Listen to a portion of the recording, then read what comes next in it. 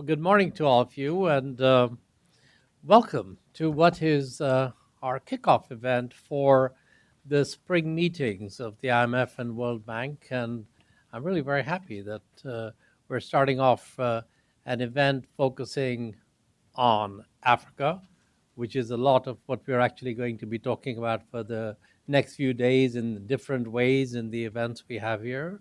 That we have somebody who has been leading the process to think about how we go beyond a relationship based on aid to one which exploits the opportunities and the potential that exists not just in Ghana but elsewhere in the continent. And I think the conversation we're going to have for the next hour will give us a preview of many of the issues that we're going to be dealing with in the remaining few days in different sessions. And finally, that it's an event that we start off in partnership with the Milken Institute, and it's always great for CGD to be doing work with other people who are thinking about similar kinds of issues. So in many ways, this is a great starter event. We've started a little bit late, so for that reason, what I'd like to do really now before is to turn it over to Stacy and to the minister for a conversation. But before doing that, let me just say one word to remind you that we do have another event later on today in this same space where we're going to have a discussion about one dimension of financing for Africa, which is private financial flows to Africa and other low-income countries. And that's a panel in which we have a number of other eminent participants. Suma Chakrabarti, who's the head of the European Bank for Reconstruction and Development. As you know, they've become quite active now in North Africa. Donald Kabaruka, who requires no introduction to this audience. Sahar Nasser, who is the Minister for International Cooperation of Egypt, and Zain Zaidan, who is now at the IMF, working in the Africa Department, was the Prime Minister and Central Bank Governor of Mauritania.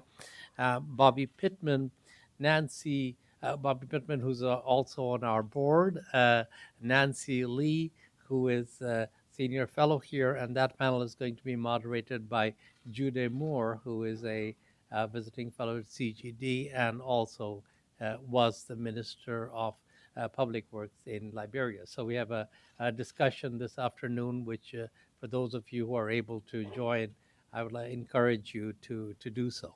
But before we get to this afternoon, we have a wonderful session coming up now. So let me turn it over to Stacy and to Ken of Atta, who's going to be telling us a little bit about both the challenges and the opportunities in Ghana. And since we started a little late, Tracy and I, you're looking at your watch. I think we should run this then through to 12:30, and that'll give us an hour. Good. Minister, shall we do it? Yep.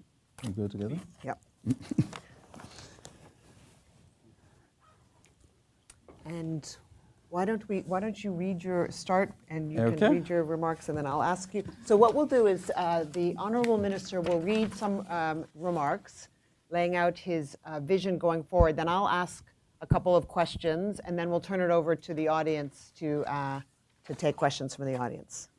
He likes hard questions, though, so you might want to think about asking him some good It's ones. very easy to do. I have a good team sitting right amongst you, so it's good. But good afternoon, and thank you very much indeed for this opportunity.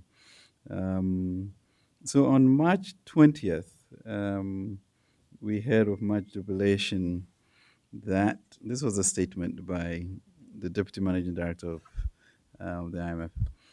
The quotation: "The authorities in Ghana have achieved significant macroeconomic gains over the course of the ECF-supported program, with rising growth, single-digit inflation, fiscal consolidation, and banking sector cleanup. Continued macroeconomic adjustments should underpin these improvements as the 2020 elections approach." So that was our emancipation after 16 IMF programs, and our president has declared never again. And so, with that, the IMF completed its last review of Ghana's extended credit facility, graduating Ghana from its program. Hey. And but of course, you know, the IMF never leaves you. They have an office in Ghana, and I'm sure there's a post-program monitoring, and we'll negotiate all that. But we are proud of what we've accomplished in the last 2 years, because we did face some serious headwinds when we came. Deficit of about 9.3%, debt to GDP some 73% or so. Growth anemic about 3.7%. And we had these buckets of interest payments and wages and statutory payments, which together made over 100% of our revenue. So those were dire circumstances. And we ourselves wonder, after 2 years, what divine intervention occurred for us to be where we are today. And these reforms have been hard won and took the spirit, discipline, and determination of the Ghanaian people to be patient with us. But we are not done yet. It's actually, I think, the most vulnerable period now. The elation or ecstasy of exit and the reality of the 2020 elections and discipline to build a stronger foundation of resilience for the future. So we try to tackle that, and to ensure the irreversibility of the macro gains, we put in place a number of mechanisms. At the end of the last meeting of Parliament last year, we passed the Fiscal Responsibility Act, which essentially codified into law a cap on the fiscal deficit not to exceed 5% of GDP to ensure a positive primary balance at all time. And believe it or not, Minister of Finance saying, please censure me if I breach these rules. But it was really to send a message out that the sacrifice must be across board, and therefore, as a democracy, we will not be in power forever, and whoever comes, can work within a certain band of reasonableness. In addition to that, a Fiscal Advisory Council was established to monitor what the Ministry of Finance is doing and advise the Presidency on fiscal policy, and also a Financial Stability Advisory Council so that the regulators would kind of ensure that there are no gaps in the things we do. Because our experience with some 12 odd billion CDs that we've had to put into the banking sector to strengthen it was also because the regulators were not speaking to each other, and there was no peer pressure as to what to do. But I think to anchor it is some work that the senior minister here is doing, which is the whole issue of a Ghana Beyond Aid. And that has sometimes been misinterpreted, but the question for us really is, if we have all this potential to be able to leverage off on our resources and build a strong, resilient society, then we should, work to get out of aid so that we can help others in the region, or at least have a demonstration effect. And our vision calls for transforming our economy, which is now mainly based on the production of exports of raw materials, into one of manufacturing high-value services, linking into the global value chain, and really jobs and prosperity for all Ghanaians. The mindset and behavioral changes are embodied in a Ghana Beyond Aid Charter that is being finalized by a committee representing a broad cross-section of the Ghanaian society. So the president characterizes Ghana Beyond Aid as, this was his quotation from his speech on our 61st Independence Day celebration. It is time to pursue a path to prosperity and self-respect for our nation. A Ghana Beyond Aid is a prosperous and self-confident Ghana that is in charge of her economic destiny. a transformed Ghana that is prosperous enough to be beyond needing aid and that engages competitively with the rest of the world through trade and investment. Pursuing this vision will require high and efficient investments in infrastructure, education, and skills, scientific and technological capability, which in turn require policies and institutions to significantly raise domestic revenue and savings, attract foreign investment, and to create an environment where business thrives. It is very ambitious, the Ghana Beyond Aid vision, but it is achievable. Other nations with even fewer resources have done it. However, we realize that business as usual will not take us to a Ghana Beyond Aid. This is where the second aspect of the Ghana Beyond agenda comes in, the need for a paradigm shift in mindset, attitudes, and behavior in order to successfully pursue the vision. Let me quote again from the President's address. To get to a Ghana Beyond Aid, we'll have to harness effectively our own resources and deploy them creatively and efficiently for rapid economic and social transformation. This will require hard work, enterprise, creativity, and a consistent fight against corruption in public life. It also requires that we break from a mentality of dependency and adopt a confident, can-do spirit fueled by love for our dear country, Ghana. We cannot subordinate the common good to build a prosperous nation to the selfish interests of a few. And that's because our Gini coefficient is not looking that good. And even as we grow, you can see the ratio of that is coming to the wealthy still being faster than that going to the poor. And we have characterized Ghana Beyond Aid as building what we call the pursuit of building a wiser Ghana, WISER. So the broad vision has these 5 goals. A wealthy Ghana with an entrepreneurial and innovative private sector-led economy that's diversified, scientifically and technologically strong, and internationally competitive. An inclusive Ghana that provides employment opportunities for all and universal access to quality and affordable education, healthcare, and housing. A sustainable Ghana with clean and green cities and towns, a Ghana that takes good stewardship of its natural resources and environment, an empowered Ghana that is united and maintains strong democratic governance and accountability, and a resilient Ghana that is macroeconomically and financially stable and that efficiently mobilizes and deploys domestic and foreign resources for development. So in the same vein, we look at an Africa Beyond Aid and ask the same questions about our resources, our population, and what is it that we can, as a continent, do to ensure that the 2063 goals are met. This is a continent that by 2050 will have a quarter of the world's population maybe, and most of the youth in there. And so we need to begin to really think through how we can harness these resources in a much more effective way than we are doing now. Africa should become an engine of global growth, a key part of a global supply chain, and a rich source of a range of commodities and value-added natural resources, particularly those needed to feed a wide range of technologies.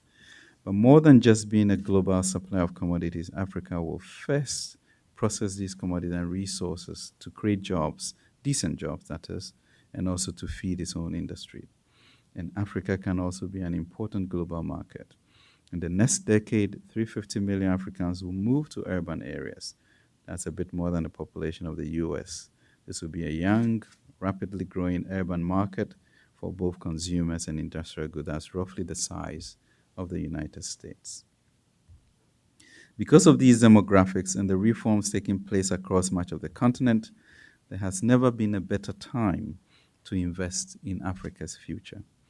And if I may so, it's also a good time because the opportunities in the developed nations are in many ways not that rosy. Right now, there's more than 10 trillion invested in negative interest rate bonds. some 24 trillion in low-yield government securities, and some 5 trillion sitting in cash, waiting for better investments with higher returns. But to ensure that an Africa beyond aid is achieved, the lessons we are learning in Ghana are the same lessons that the continent as a whole must learn.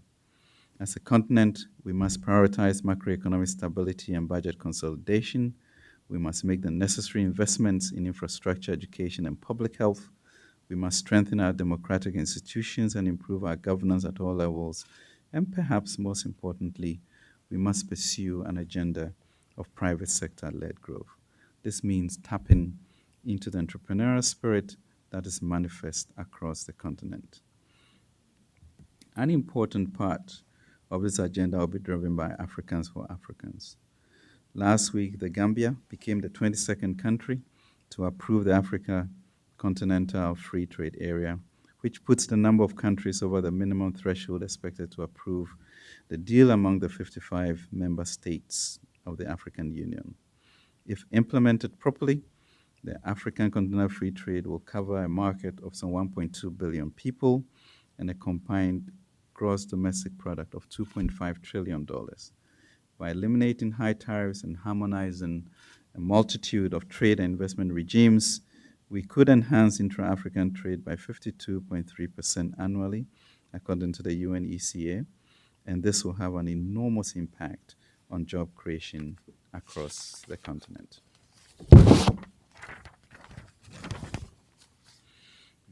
In addition to this, various countries are taking important steps to develop domestic capital markets that can tap into African savings and put it to its most productive use via strong, deep, stable capital markets. There are initiatives in East Africa to bring about greater regional capital market integration, and Ghana is currently putting together the legal framework required to create an international financial center for West Africa. These are just a few examples of the dynamic changes taking place on the continent. Africa must, of course, take the lead in creating its own future. But there's much that the international community in general, and the West in particular, can do to help bring about the realization of an Africa beyond aid. I've spoken about the benefits of Africa's demographics for consumers, producers, and investors. By contrast, the demographic peril is one to be feared. It is a future of stagnant growth, overcrowding, strained infrastructure, chronic joblessness, displaced population, massive economic migration, and natural resource degradation. And developed countries need to do their part to make sure that we together avoid the pernicious outcomes and usher in a prosperous African century, which means a prosperous world. More fundamentally, of course, the more important thing that the West can do is to maintain a global system that encourages good governance, free trade, open investment regimes, and sensible immigration policies. Africa can grow and prosper, but only in a hospitable international environment. The international financial institutions in Washington, United Nations, and the regional and bilateral institutions are all critical parts of this global architecture, and they all have an important role to play in promoting and executing on policies that foster openness, transparency, global coordination, and the protection of global public good. I am confident that an African beyond aid will thrive under a spirit of mutual cooperation and understanding and respect between Africa and the West.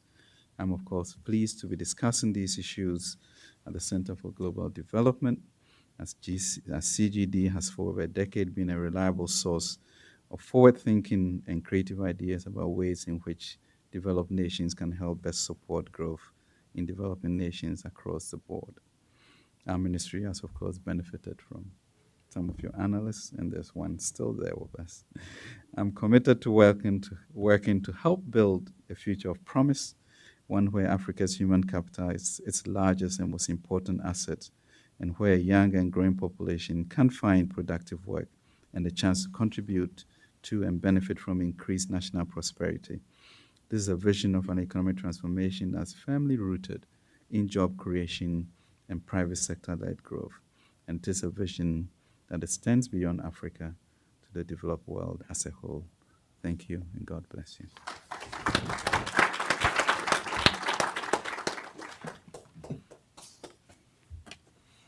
Now to face Stacy. Okay, we're going to start with a quiz. Which country globally did the IMF say was going to be the fastest growing country in 2019? Ghana. Great timing. Growing, yes, Ghana. Growing at 7.8%, smoking the median of 6.6%. Why are you growing so fast? Just luck, I guess. Okay, luck. No, but it is a good question because truly, if you look at what we inherited and where we are, it does defy, sort of reasonableness. But maybe it's the nature of our people, the patience and forbearance. But the leadership is incredible. I mean, the president is so clear that we have no business being where we are. And there's one Ghanaian philosopher called Agri, who, apparently there was an eaglet which was born among chickens, and therefore, played with chickens. Until finally, it was told that, eagle, you can't fly, you shouldn't be down there. And the president feels very strongly that the black star should not be where it is, and that just get off your butt and start flying. Are you calling Nigeria a chicken, or? I'm calling the Ghana we met being a chicken, and say, you have wings, and you can do that. So that's where we are. But I think we've had also a pretty good relationship with the IMF in terms of understanding that with or without them, we needed to clean our act. And so it helped with the missions, etc. But I think it is something that deeply we felt must be corrected. That's right. So let's talk about the sort of the fiscal and the debt situation. I mean, you inherited really a mess, I would say, when you came to office, and you had a lot of very short-term debt position, and you were able to extend your curve, especially internationally. Maybe paid a little bit more than you needed to in the beginning to do that, but you had a very successful issuance, $3 billion issuance this year, 6 times oversubscribed, and you priced below guidance. So congratulations on that, first of all. Thank you. What are you going to do with the money? First, how did we get the money? We prayed a lot. But actually, it was interesting because, at the pricing, every morning the Ghanaian team got together and prayed, and the investment bankers were like, who are these guys? But then it was astounding because we went for a 7-year, 12-year, and a 31-year, just to register that we have the longest bond on the continent. And last year, we went in for $2 billion and got about $8 billion chasing that. And so we expected somewhere around 12, but we had very strong a sense of momentum. And we quickly sort of ran through the 12 billion figure, and before we knew it, we were at 22. So there was quite a bit of temptation to take more than the 3, but we couldn't. But what was interesting, Stacey, was, we had sort of mooted the idea of a century bond sometime in June last year, and we really were laughed at as to, what kind of crazy instrument was this. But at this time at the road show, there were about 3 or 4, the major fund managers who were asking, when we're going to extend our curve beyond 31 years. And it's important because as I, sit now, sort of you've gotten out of the IMF, you still have, debt issues to deal with. You still have infrastructure to deal with. And then you have a population which must have social justice. And you look at the instruments of intervention, the gap between your savings and investment is huge. and we can create sort of the ease of doing business in the country to attract, but will it come fast enough? And will it go to specific areas that are required? So I think there's a real need for a debate on what happens to countries such as ours. You know, would we just come down the J curve again, or we have a means of cutting through to continue? So what type of debt instrument is required? Do you need zeros, you know, really long term? What is it that is required? And I think that's a question that needs to be answered. Yeah, inflation adjusted maybe as well. And so when you think about sort of what you're going to do with the money, and you think about your, I mean, I know it goes to support the budget broadly, but, and you think about your priorities for 2019 and 20, how are you sort of thinking about what you're prioritizing? I mean, you know, the president committed to free senior high school education, so that, you know, it's unequivocal. I mean, people must have the opportunity of access. And during this period, I think over 290 new citizens who otherwise would not have gone to senior high school now have that opportunity. So that, of course, is sacred. And I really think we should redefine human capital as CapEx, because it's really the rubric of the infrastructure that we are talking about. And given the profile of our population for Africa in general, to not think of human capital as capital expenditure, I think we will be deluding ourselves. So yes, we will do that. And then the issue of our roads and railways are important elements of that.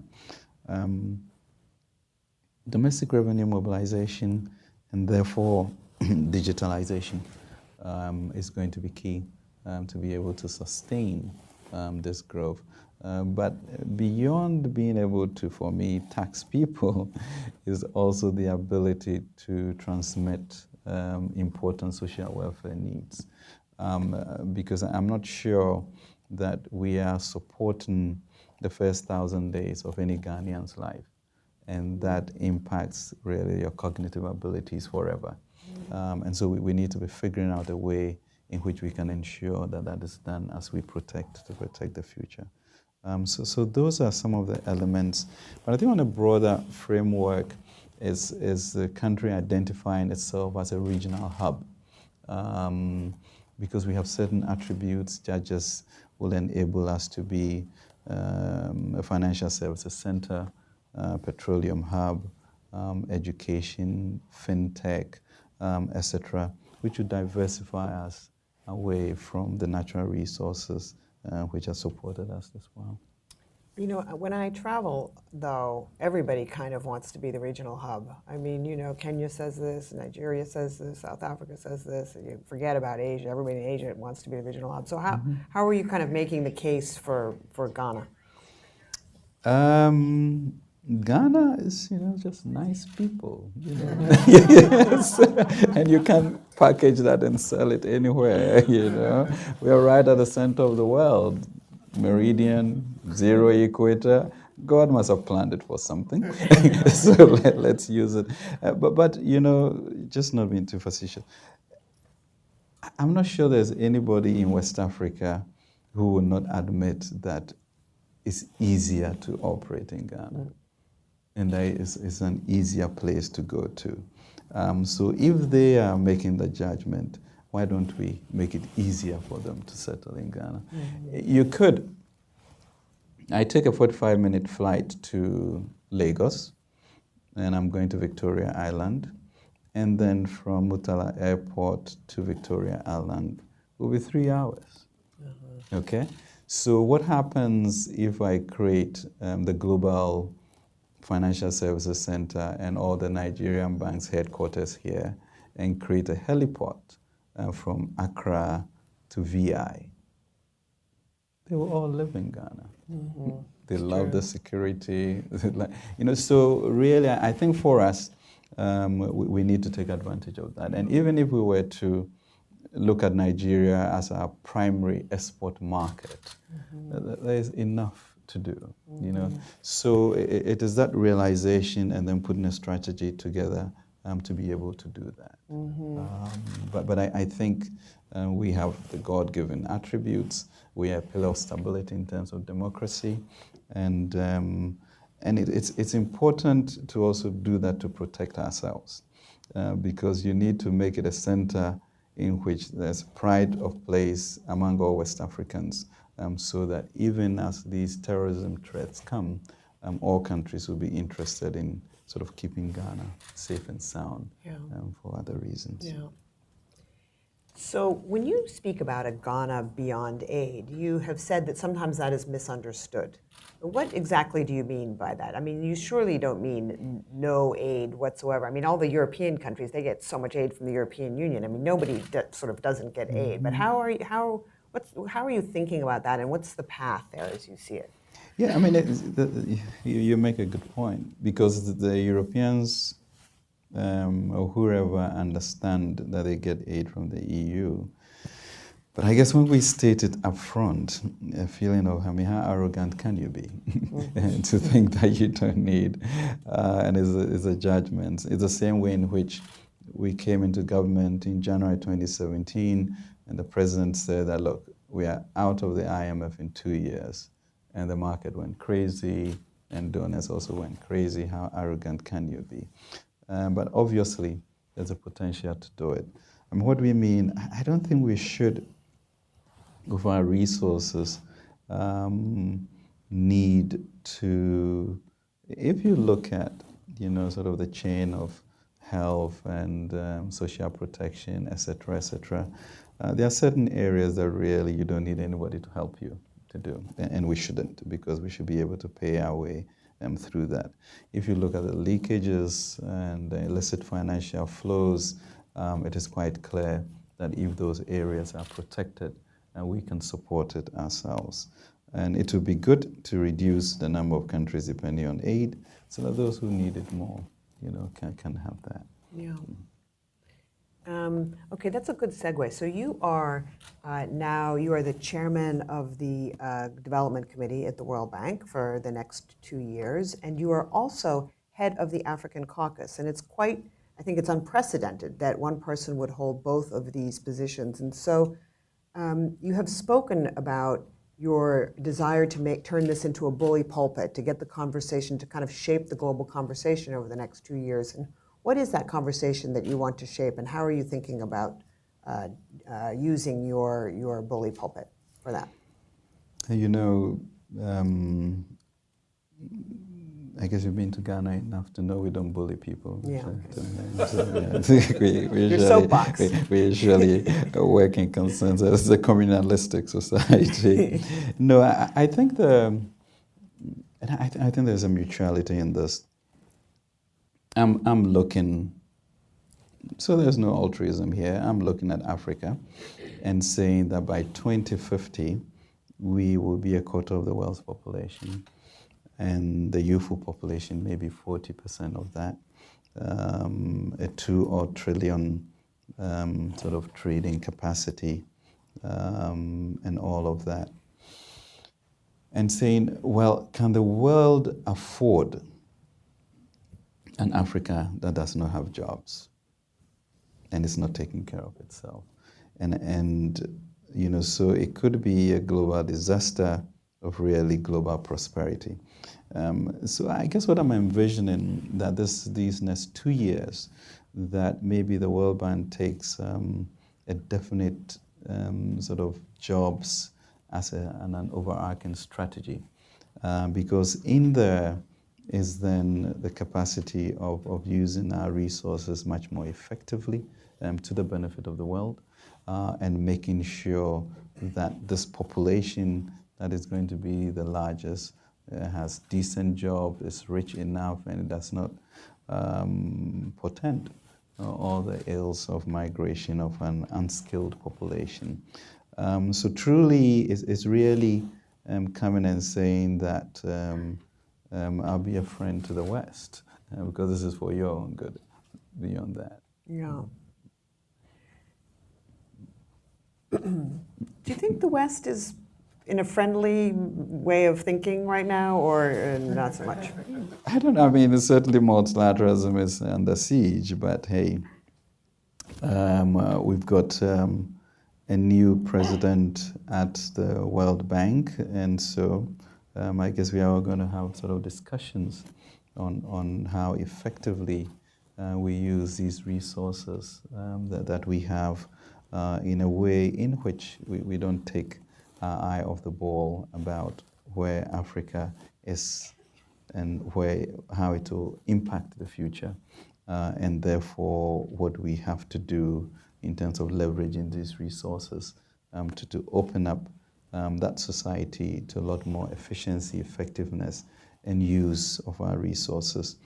I mean, Stacey, if you look at this 50 to 70 billion of illicit financial flows from the continent of, sort of base erosion, etc., that and 65% of that is due to commercial transactions.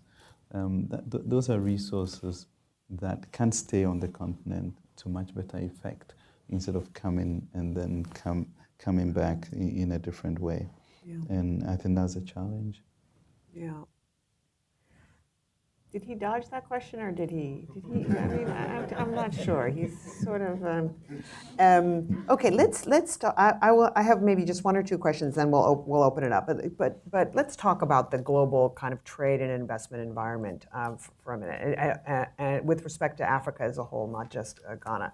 So Africa passed this year, last month, its $100 billion in borrowing mark.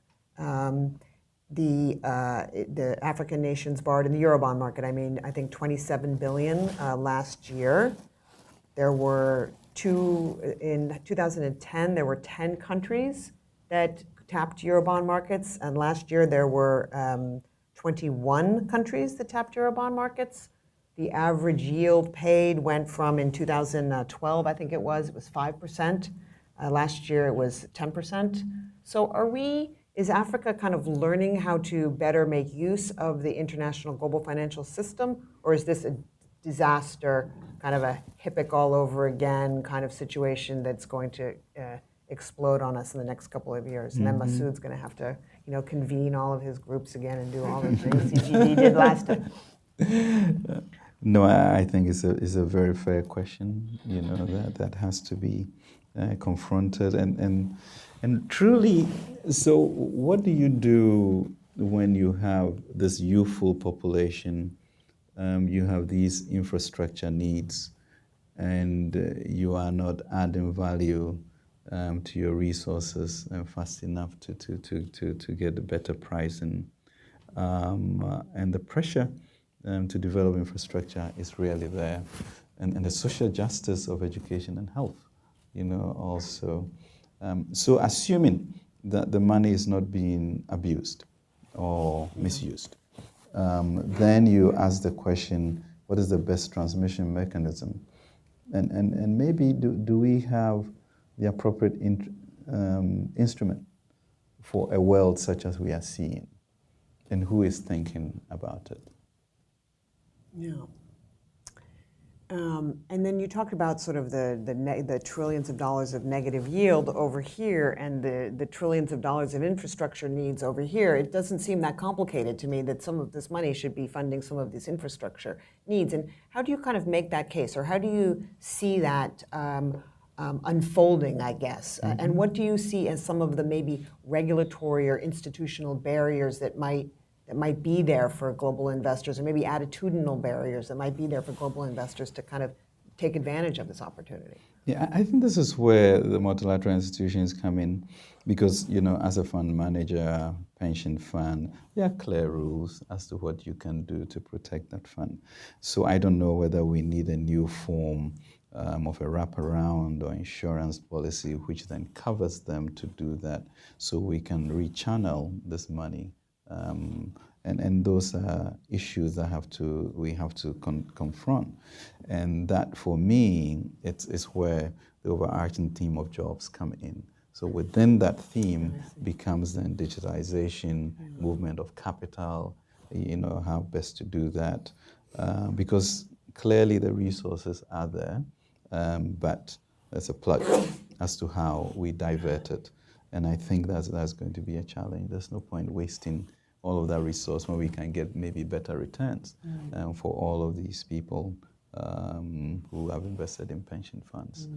So I think we need to really think through that, because the current instruments of intervention, especially financing, I think are inappropriate. Yeah, I mean, it seems to me that you're not really doing your fiduciary duty if you're just putting pension funds in a vehicle that earns no return and can't keep up with the rate of inflation, so that when your pensioners get old, they can at least stay constant in terms of real income. But if you don't have clearance, or you see Africa as a difficult terrain, then I guess you have been prudent by keeping it. So if we then have that knowledge or oversight of both worlds, how do we make it easy for that transmission to occur? You're right. Right, well, Masood's going to figure that out for us. Okay, is there any, can I take any questions from the audience? Yep, and okay, we've got a lot. So maybe I'll take kind of two at a time. So just starting there with you in the front row and then with you in the second row. Thanks very much for this presentation, and I applaud your leadership. When you're successful, everyone wants to study you, including our organization. We're a grant-making organization in different parts of the world. And I'm curious, as you and the other political leadership in Ghana have been advancing this program, what has been the role of civil society, in particular organizations that either share or don't share your vision? Because I'm curious about how important that is to success when in the democratic process. Okay, and then behind you, yeah, maybe I'll. Thank you. My name is Richard Jikunu, an advocacy associate with PAI with the Global Health Corps Fellowship. I'm a Ghanaian. I moved here last year for my fellowship, and I'm happy to see my honorable minister talk about the issue of young people. Because as a young person, I've had the opportunity to be on different platforms to listen to different policymakers. And the fact that he consistently refers to young people, the need to make investment in them, for me, it clearly shows that it's still a topic, and then policymakers are considering it. My question will be in terms of entrepreneurship for young people, business registration.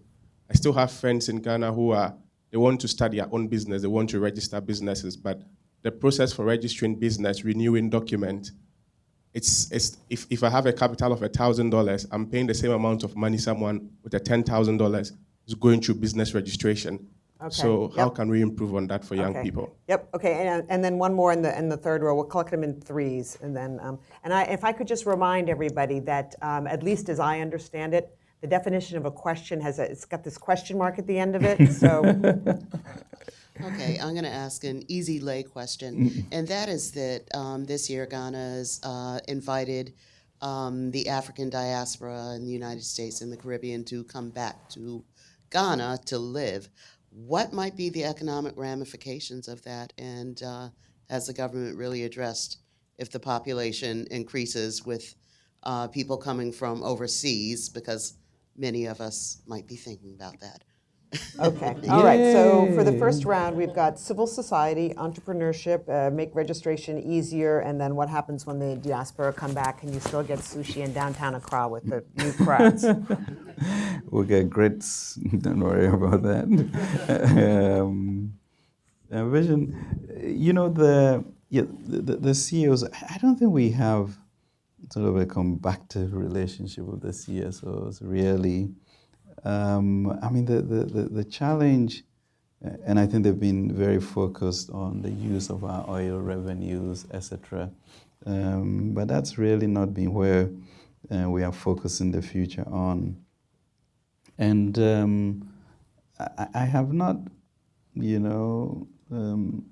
sort of had a sense of antagonism, because for me, it's a nation to be built, and sort of people should have different ways in which they approach it. So we have a pretty open, I think the president has met the CSO group maybe twice or three times, which is kind of rare. And I've done that a few times myself.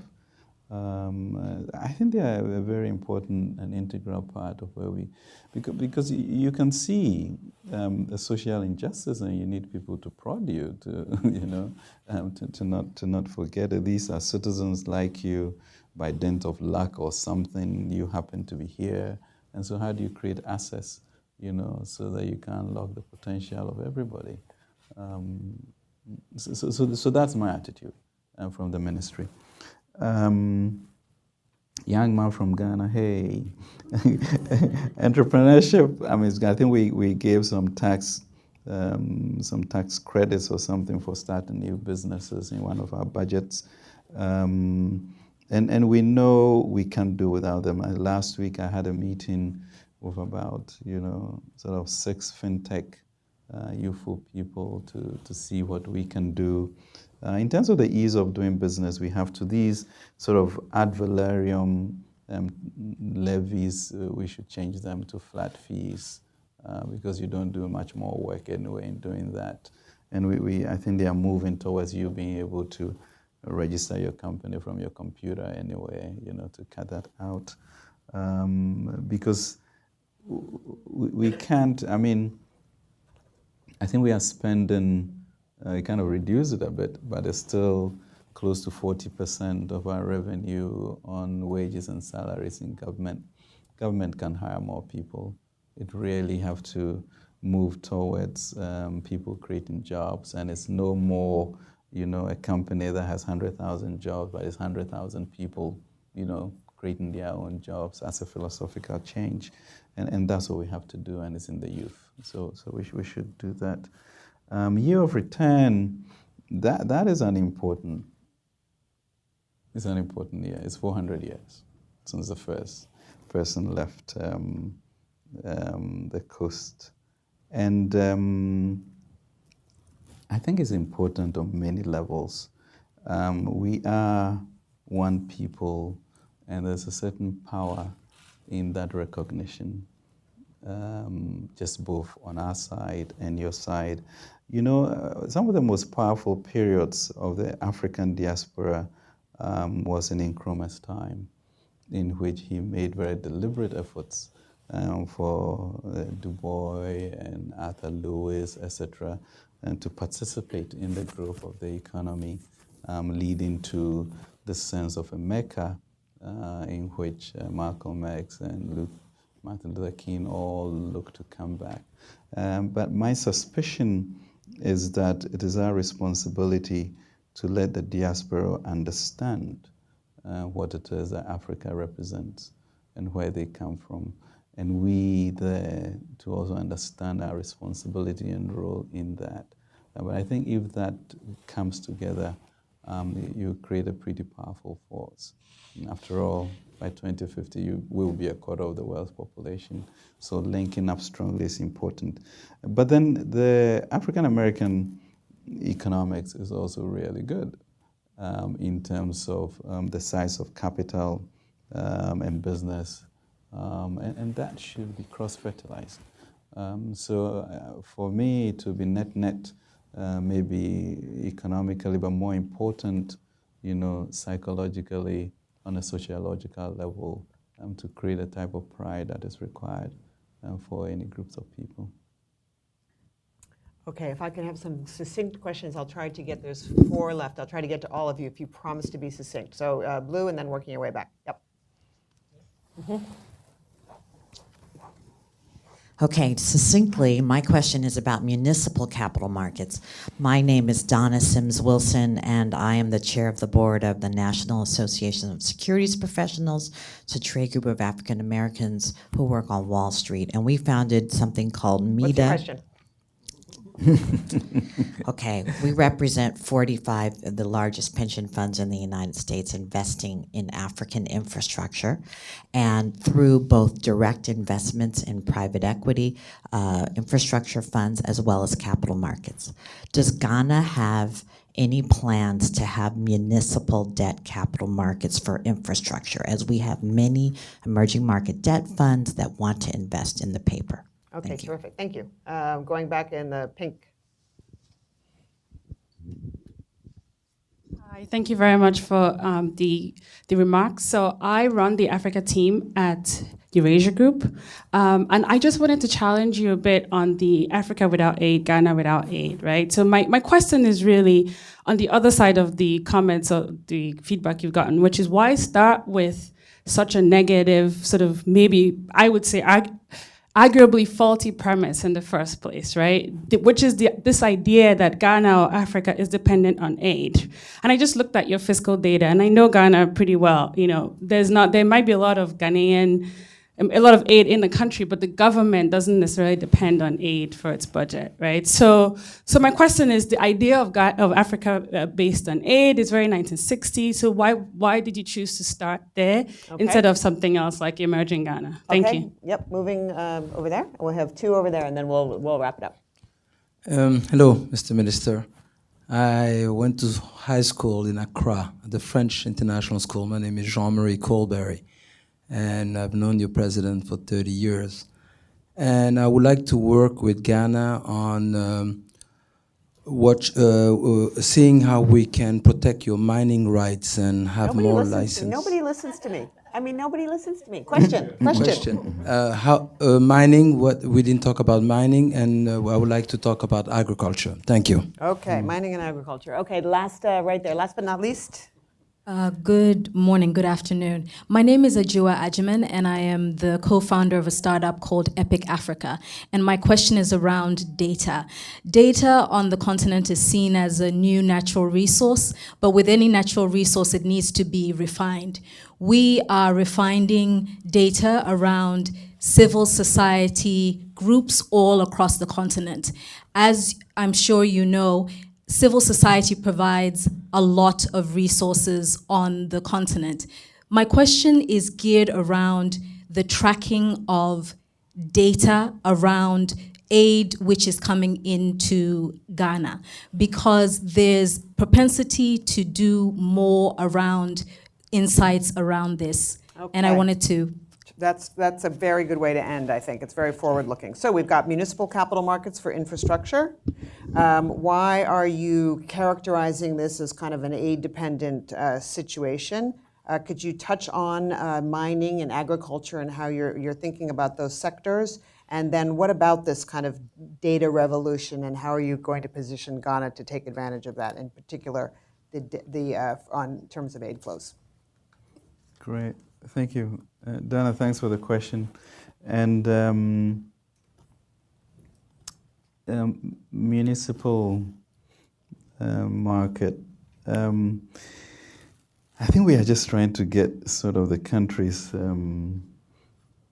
finances in order. And the capacity of sort of our districts and municipalities are truly not that strong. And it creates sort of contingent liabilities on government. But you could have come into our Eurobond issue, it's good. But in terms of thinking long term, I mean, maybe it would be good to sit with you and look at sort of long-term funding for our infrastructure basis, because it's really, I mean, I'm sure we are a municipality as far as you're concerned compared to some states here as a country. Because we need to find some long-term instruments to do this. So it would be great to touch base on that. Africa beyond aid, Ghana beyond aid, characterization and why we started that way as opposed to an emerging. But I think, I mean, a Ghana beyond aid, gets you all excited about the issue. But we need to, I guess, you need to be able to have a rallying cry of a characterization of your country which is not, and a fight to reestablish, sort of the shining star or the black star. And so let's confront what we are not doing. Why is it that we are not as confident as we should be? Why is it that we are negotiating so poorly? Why is it that we allow anybody to come in and out and sign take or pay contracts, which forces me to pay $600 million a year whether I turn on the lights or not? So what are you doing to now begin to confront and avert that? And to say that you actually are beyond aid, you are just not looking at leveraging your resources more effectively. But I'm not a PR communication person, so I need to turn that around. But it is saddening to see what we leave on the table and give away. And that's that.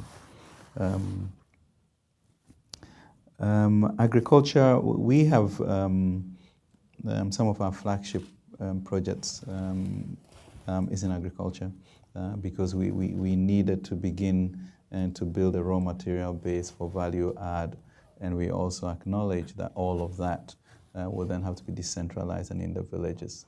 So that's one of our key flagship projects, so that the trend of urbanization also reduces and you begin to have just industry growing around the country. Mining has a lot of issues, especially what used to be small-scale mining, which has turned into excavators, etc., just polluting water bodies and all of that. And really also the type of contracts that we have with the big mining companies, having the expertise to ensure that we get much more than we are getting right now.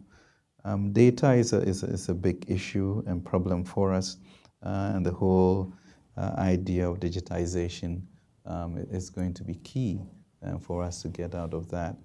I was going to challenge the World Bank to say that the whole issue of digitalization should be a product that we give to each country. It will change our domestic resource mobilization. It will change our capacity for education, because right now the gap between someone in a rural area and my child in Accra is just so huge. And now digitalization, maybe we bring it down from 90% to 15%, 15% being because he comes from my house. But essentially to have the capacity for everybody. So I think that would be one of my, the use of the bully pulpit, if you want to call that, to see how digitalization should just become fundamental as an intervention for all African countries. Thank you. Okay, words to end on. Thank you so much, Honorable Minister. Really appreciate it. Thank you.